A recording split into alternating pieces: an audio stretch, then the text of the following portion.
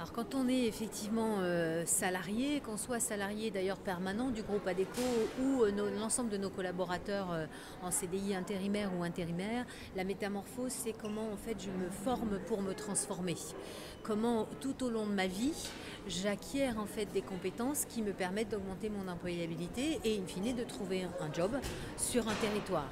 La métamorphose, c'est apporter, en fait, dans le cadre des compétences qu'on dit transférables, je fais un métier aujourd'hui, comment demain je peux faire un autre métier pour garantir mon employabilité. Alors, il y a des choses qu'on sait aujourd'hui.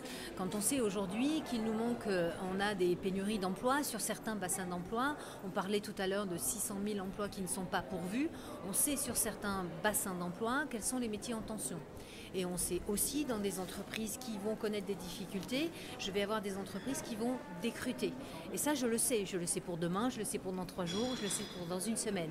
Comment en fait j'accompagne en fait ces collaborateurs qui vont avoir un contrat, qui vont s'arrêter dans une entreprise, à trouver un autre contrat dans une autre compétence. Et ça se fait par la formation.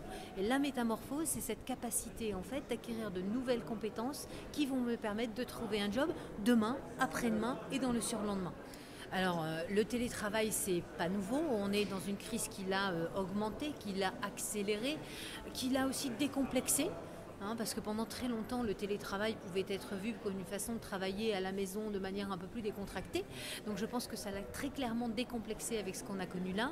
Et ça oblige à un management plus responsabilisant, ça oblige à un management à distance avec d'autres rituels que ce qu'on pouvait avoir d'habitude.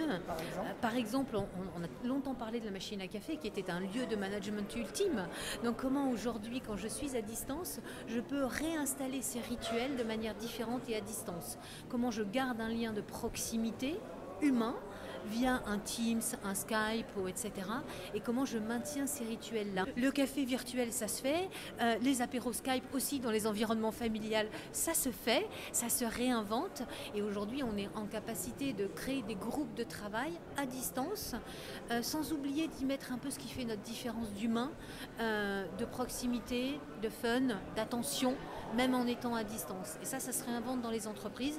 C'est une autre forme de métamorphose avec nos collaborateurs. Alors, je vais prendre un exemple autour de l'apprentissage, puisque nos voisins européens sur l'apprentissage et la réforme qui a été menée par la France en fait ces derniers mois sur l'apprentissage a pris comme modèle ce qui se faisait en fait déjà sur l'apprentissage et notamment sur l'émergence en fait des nouveaux centres de formation pour apprentis, les nouveaux CFA.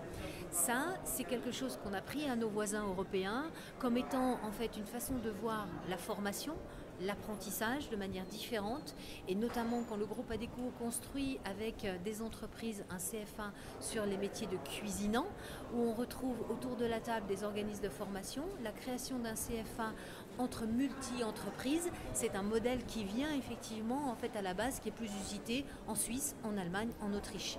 Donc aujourd'hui, oui, il y a des choses qui se font bien. Je pense qu'on a des choses à progresser. On a fait énormément d'avancées sur ces partages-là avec nos confrères européens. On peut encore faire mieux. Je pense qu'il faut encore faire tomber des barrières.